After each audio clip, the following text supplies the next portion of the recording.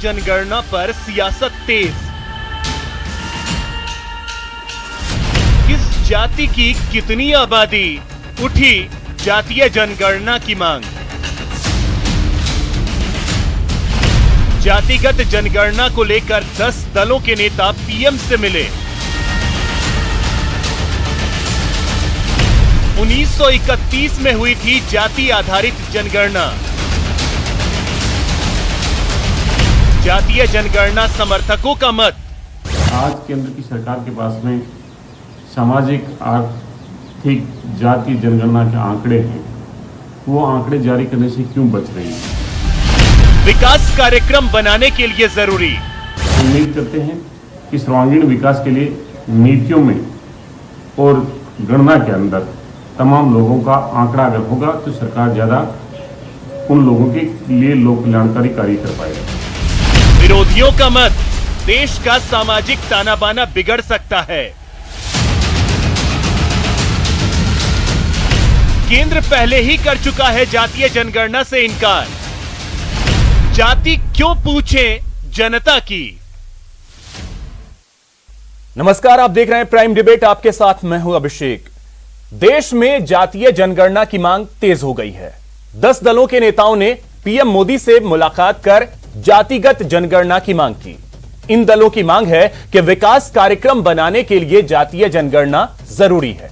वहीं विरोधियों का मत है कि इससे देश के सामाजिक ताने बाने पर असर पड़ेगा, यह बिगड़ सकता है। 1931 में जातिगत जनगणना की गई थी। इसके बाद 2011 में जातीय जनगणना हुई, लेकिन सरकार ने आंकड़े सार्वजनिक नहीं किए। सवाल उठता है कि जातीय जनगणना से किसको क्या फायदा होगा? कहीं इससे सामाजिक ताने बाने को नुकसान तो नहीं होगा? तमाम सवाल हैं, इन पर चर्चा करेंगे। पहले देखते हैं प्राइम डिबेट के प्राइम सवाल। तो सवाल नंबर 1 यह है कि जातीय जनगणना की मांग आखिर क्यों? दूसरा सवाल यह है कि जातीय जनगणना से सामाजिक ताने बाने को नुकसान होगा। और तीसरा सवाल यह है कि 1931 से अब तक क्यों नहीं की गई जातीय जनगणना।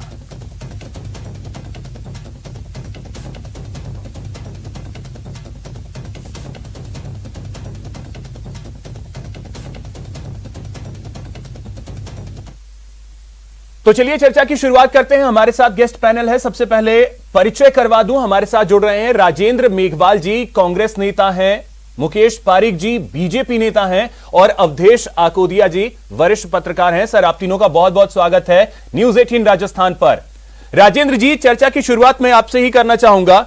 सबसे पहले तो जानना चाहूंगा कि कांग्रेस का स्टैंड क्या है जातीय जनगणना को लेकर।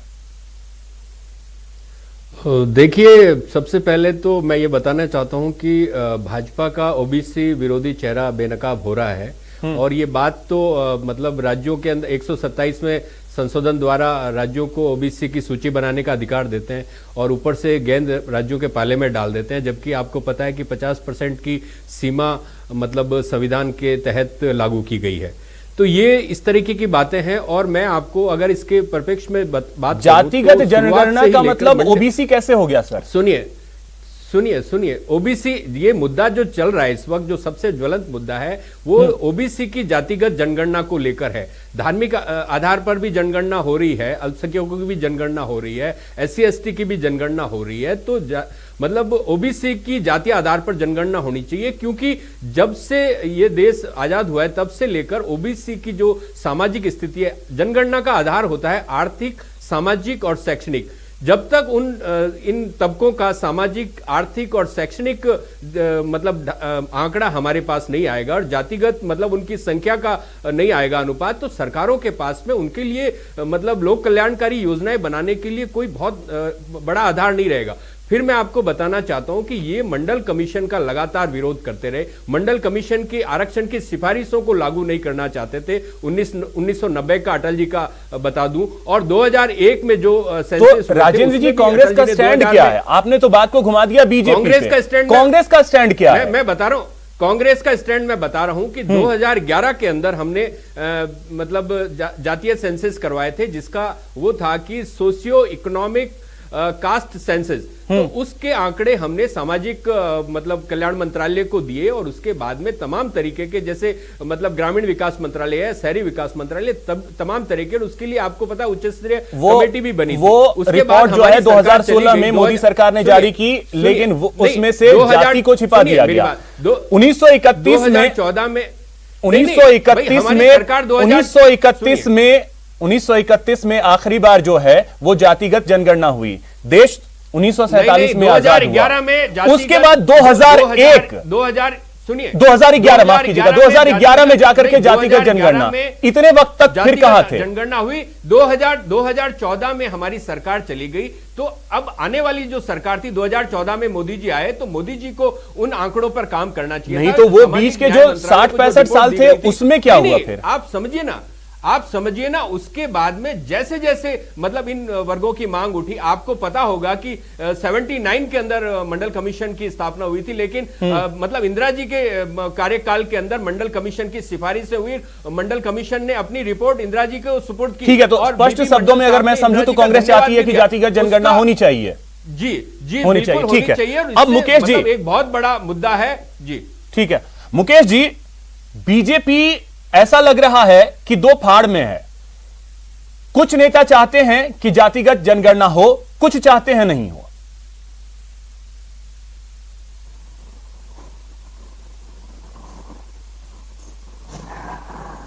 आपकी आवाज मिल रही है आपको मुकेश जी? आवाज नहीं आ रही है। आवाज मुकेश जी आवाज आ रही है आपको? हाँ, अब बोलिए, दोबारा रिपीट करिए बीच में। बीजेपी का स्टैंड क्या है जातिगत जनगणना को लेकर के? कुछ नेता तो कह रहे हैं कि होनी चाहिए, कुछ का बयान क्लियर होकर के आ नहीं रहा। देखिए ये विषय राजनीति का नहीं है, यह विषय राजनीति करने का नहीं है, यह विषय चर्चा का है। इस पर चर्चा करनी चाहिए और चर्चा करके ये सरकार डिसाइड करेगी कि इसका किस आधार पर कैसे होगा। आपको जानकारी होगी कि अभी एक कमीशन की रिपोर्ट आना बाकी है, एक पिटीशन भी सुप्रीम कोर्ट में पेंडिंग है, और इस पर जितनी चर्चा होगी, बहुत सारे इसमें कॉम्प्लिकेशंस है। आपको जानकारी है कि 5000 के लगभग जातियां और उपजातियां हैं। कुछ जातियों के लोग जिन्होंने धर्म परिवर्तन कर लिया है, उनका क्या स्टेटस रहने वाला है, किसी ने अंतर जातीय विवाह किए हैं, उनका क्या स्टेटस रहने वाला है। ऐसी बहुत सी चीजें हैं। मेरा ये मानना है कि इस पर जो दल राजनीति करने की बजाय चर्चा करे, और अगर इसका वास्तविक कोई ऐसा हल निकलता हो तो सरकार उस पर निश्चित रूप से सरकार के सामने मांग आई है। नहीं तो आज जो डेलीगेशन प्रधानमंत्री से मिला है मुकेश जी, जो डेलीगेशन आज प्रधानमंत्री से मिला है उसमें तो बीजेपी के भी नेता थे, तो वो तो साफ कह रहे हैं कि होनी चाहिए जनगणना।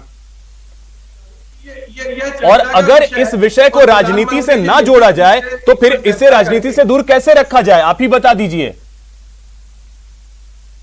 नहीं, इसको राजनीति से, ये एक बहुत बड़ा विषय है कि जाति, आपको जानकारी है कि अभी हमारे कांग्रेस के प्रवक्ता कह रहे थे कि कांग्रेस ने ये 2011 में, ये तो कुछ चीजें तो ऐसी है कि जो बिना कच्चों के बोल देते हैं, लेकिन लोकसभा में ये रिकॉर्ड है कि चिदम्बरम जी ने 2011 में मनमोहन सिंह के कार्यकाल में जवाब दिया है कि जातिगत जनगणना नहीं होनी चाहिए, इसको नहीं जारी करना चाहिए। इसको जारी करने से हमारा जो सामाजिक वो है वो सिस्टम बिगड़ जाएगा। हमारे जो संविधान की मूल भावना है, जो बाबा साहब के संविधान की मूल भावना है, उसके साथ न्याय नहीं होगा। इस प्रकार का उन्होंने जवाब लोकसभा में दिया है, ये लोकसभा के रिकॉर्ड में है। आज कांग्रेस इस प्रकार की जब बात करती है तो ये बड़ा हास्यास्पद लगता है।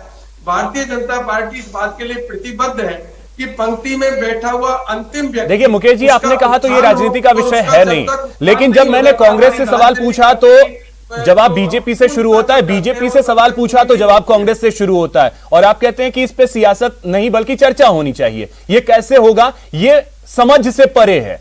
ठीक है, अब मैं अवधेश जी आपसे समझना चाहूंगा कि जातीय जनगणना की मांग हमेशा से उठती तो रही है, लेकिन जरूरत क्या है इसकी? देखिए अभिषेक जी, जो जाति है हमारे भारत देश में वो एक हकीकत है, उसको कोई भी व्यक्ति झुटला नहीं सकता है। हमारी पूरी की पूरी जो सामाजिक संरचना है वो जातियों पर टिकी हुई है। हमारी पूरी की पूरी जो राजनीति है वो जातियों पर टिकी हुई है। बिल्कुल। मुख्यमंत्री, प्रधानमंत्री, मंत्री, सांसद, विधायक, इनके टिकट जो मांगे जाते हैं और जो बांटे जाते हैं वो जातिगत आधार पर मांगे और बांटे जाते हैं। मंत्रिमंडल का गठन होता है तो उसमें जातीय संतुलन का ध्यान रखा जाता है। मुख्यमंत्री का चेहरा किसी को घोषित किया जाता है तो जाति का ध्यान बंटवारे से ही शुरुआत होती है। तो जो काम आप दबे छिपे करते हैं उसको एक लीगल वे में करने में आपको क्या दिक्कत है? इससे कौन सा सामाजिक ताना बना है जो आपका बिगड़ जाएगा? किस जाति की कितनी संख्या है, उसकी सोशियो इकोनॉमिक कंडीशन क्या है, ये यदि पता लगता है तो मेरे हिसाब से जो हम चीजें करते आ रहे हैं केवल अनुमान के आंकड़ों के आधार पर, तो वास्तविक आंकड़े अपने को मिल जाएंगे। सरकार को योजनाएं बनाने में उसका लाभ होगा। जो राजनीतिक दल हैं उनको राजनीति करने में सहूलियत मिल जाएगी। तो जाति या तो आप जाति को समाप्त करने की तरफ कोई कदम उठाइए कि जाति विहीन समाज भारत में होना चाहिए। जब जाति हमारे यहाँ की हकीकत है तो उसको आप स्वीकार कीजिए, क्योंकि आप दबे छुपे आप सारी चीजों में उसको करते हैं। जातिगत आधार पर योजनाएं बनती हैं, जातिगत आधार पर हमारे यहाँ पेशे हैं। नहीं तो इसमें जो दलील दी जा रही है अवधेश जी, इसमें जो दलील दी जा रही है कि जब हमें पता रहेगा कि कौन सी जातियां कितनी है तो हम विकास जो है वो बेहतर तरीके से कर पाएंगे।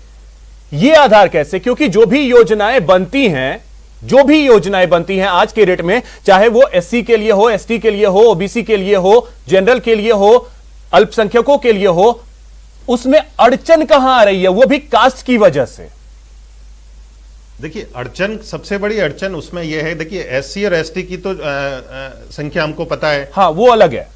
जो ओबीसी कैटेगरी में जो जातियां आती हैं या जो सवर्ण जातियां हैं उनका एग्जैक्ट आंकड़ा सरकारों के पास नहीं है, जबकि इस्तेमाल आप सब जगह उनका करते हैं। जैसे आपने अभी आर्थिक आधार पर सवर्णों को आरक्षण दिया, तो आपको कैसे पता लगा कि उनकी सोशो जो इकोनॉमिक कंडीशन है वो खराब है?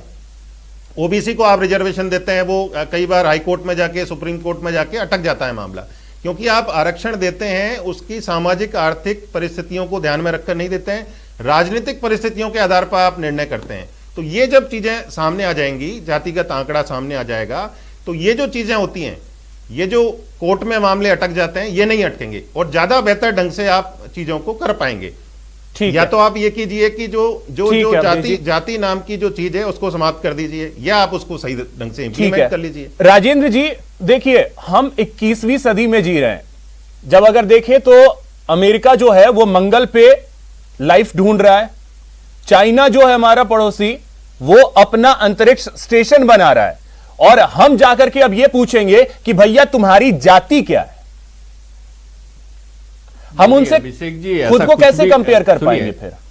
नहीं, ऐसा कुछ भी नहीं है। हमने भी जो अंतरिक्ष से लेकर और पूरी की पूरी प्रगति, सामरिक क्षेत्र में भी हमारी प्रगति हुई है और हम परमाणु शक्ति संपन्न राष्ट्र हैं। आर्थिक शक्ति भी हमारी 2014 तक बहुत अच्छी थी। दुर्भाग्य से ये कोरोना काल और पिछली सरकार की नीतियों की वजह से हम पिछड़ गए, वो एक अलग बात है। लेकिन मैं बताना चाहता हूं, पारिक साहब ने एक बात कही थी कि चिदम्बरम जी ने, मैं इनको ये बात कहना चाहता हूं कि 2011 की जनगणना, मतलब ओबीसी की जनगणना जातिगत आधार पे हुई थी। अब मैं बताना चाहता हूं कि 2010 के अंदर गोपीनाथ मुंडे जी ने संसद में क्या कहा था, लोकसभा में, वो इनको शायद याद नहीं है। और उसके बाद में पिछली सरकार के अंदर जो तत्कालीन गृह मंत्री थे हमारे राजनाथ सिंह जी, उन्होंने भी कहा था कि जातिगत, ओबीसी की जातिगत जनगणना होनी चाहिए। तो अब आप बताइए, भाजपा अपने आप को कहां छुपाना चाहती है? भाजपा दो नावों की सवारी करती है। और मैं फिर बोलना चाहता हूं कि आरक्षण कोई आपका गरीबी उन्मूलन राजेंद्र जी, फोकस जो है ओबीसी पे अगर दिया जा रहा है, यानी एससी एसटी हो गया, ओबीसी हो गया, जनरल को आप भूल गए। जी, जनरल का काम नहीं, जनरल को भूलने का सवाल नहीं है ना। जनरल को भूलने का सवाल नहीं है। एससी एसटी हो गया, इस चीज को ओबीसी हो गया, देखिए जनरल, 1947 से लेकर माइनॉरिटीज, वो कहां गए? बात बताइए, 1947 से लेकर अभी तक आप मुझे बता दीजिए, ओबीसी के सुप्रीम कोर्ट में कितने जज हैं? बता दीजिए मेरे को आप। कितने यूनिवर्सिटीज में मतलब वाइस चांसलर है, कितने प्रोफेसर है, असिस्टेंट प्रोफेसर, एसोसिएट प्रोफेसर है? केंद्रीय सेवाओं के अंदर 2007 के अंदर, मतलब उच्च शिक्षा के अंदर आरक्षण हमारी यूपीए सरकार ने दिया, ठीक है। और राजेंद्र जी, पीवी नरसिंहा राव जी ने 27% ओबीसी को आरक्षण दिया। राजेंद्र जी एक बात बताइएगा, पर जो मतलब जी निजी क्षेत्र में भी आरक्षण की वकालत करते हैं, तो जी एक बात बताइएगा, जब तबीयत खराब होती है तो अपनी जाति वाले डॉक्टर को खोजते हैं।